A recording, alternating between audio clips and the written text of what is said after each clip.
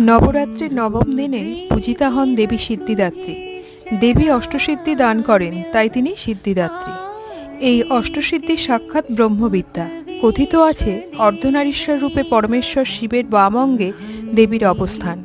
মানুষ, দৈত্য, দেবতা সকলেই সিদ্ধি লাভের জন্য এই দেবতার আরাধনা করে থাকেন। দেবী সাক্ষাৎ নারায়ণী। কাশীতে দেবী সিদ্ধিদাত্রী মন্দির ছাড়াও ছত্তিশগড়ে দেবপাহাড়ি, মধ্যপ্রদেশের সাতনা ও সাগরের সিদ্ধিদাত্রী মন্দির উল্লেখযোগ্য।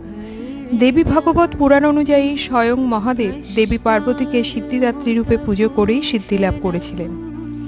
নবমীতে তিলের নাড়ু ভোগে দিতে হয়। এই দেবীর আরাধনা করে জন্মকুণ্ডলীর ষষ্ঠ একাদশ ভাব ঠিক করা যায়। মামলা, মোকদ্দমা, অকাল মৃত্যু নাশ করে এবং কেতু গ্রহকেও মজবুত করে।